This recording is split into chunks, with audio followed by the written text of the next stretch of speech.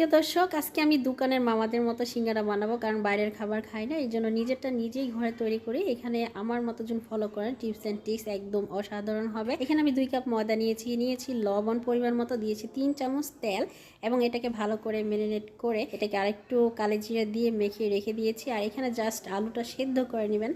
এরপর এরকম চাকা চাকা করে এটা কি করবেন, এখানে ধনিয়া পাতা, কাঁচামরিচ, একটু রেড চিলি সস, আর এখানে চাট মশলা 1 চামচ, আর 1 চামচ হচ্ছে জিরার গুঁড়ো, ওর সাথে লবণ পরিমাণ মতো এবং একটু সরিষা তেল দিয়ে নেবেন। যেহেতু আমি আলুটা সেদ্ধ করে নিয়েছি, এটাকে এখন রেখে দিব। আর ম্যারিনেট করে রাখা যে ডোটা ছিল এটাকে আমি 2টা স্টেপে ভাগ করলাম, কারণ আপনাকে 2 ধরনের ভাবে সিঙ্গারা যাতে তৈরি করতে পারেন সেইভাবে দেখাবো। তো এইভাবে এতটুকু গোল করে এটার একটু মাঝামাঝি কেটে এখানে আমি একদম পানি দিয়ে এতটুকু আটকিয়ে নিলাম। এরপর দিয়ে দিলাম একটু যে আলুর পোটটা, এখন এখানে একটু পানি দিয়ে এখান থেকে এই মাথাটা একদম টেনে এটার সাথে লাগিয়ে দিয়েছি এবং এটা ভালো করে আটকিয়ে এইভাবে নিয়ে আসলাম। একটু খেয়াল করলেন, দেখতেই পাচ্ছেন কত সুন্দর কিউট সিঙ্গারা তৈরি হয়ে গেল। এটা হচ্ছে এক সিস্টেম। তো আরেকটা সিস্টেম দেখাচ্ছি, সেখানে হচ্ছে একদম একটা বড় করে রুটি বানিয়ে এটাকে 10 ভাগে ভাগ করেছি। একটা রুটি দিয়ে 10টা হবে। এখন দেখেন একটু এখানে পানি লাগিয়ে জাস্ট এটাকে 2 সাইডের মাথা একসাথে লাগিয়ে দিতে হবে।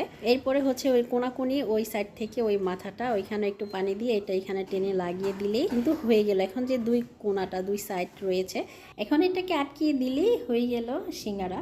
তো কিউট কিউট 2 রকম সিস্টেমেরই আমি সিঙ্গারা তৈরি করে ফেললাম একটু ছোট সাইজে। তো 2 কাপ ময়দা এখানে 20টার মতো সিঙ্গারা হয়েছে। এটাকে এখন ডুবো তেলে ভেজে নিতে হবে। পরিমাণে তেলটা একটু বেশি দিয়ে যখন একটু গরম হয়ে আসবে এক এক করে দিয়ে দিব এবং এপিট ওপিট করে এটাকে উল্টিয়ে পাল্টিয়ে যখন গোল্ডেন ব্রাউন কালার চলে আসবে তখন নামিয়ে নিতে হবে। তো আমার ভিডিওটা কেমন হয়েছে অবশ্যই আমাকে কমেন্ট করে জানাবেন।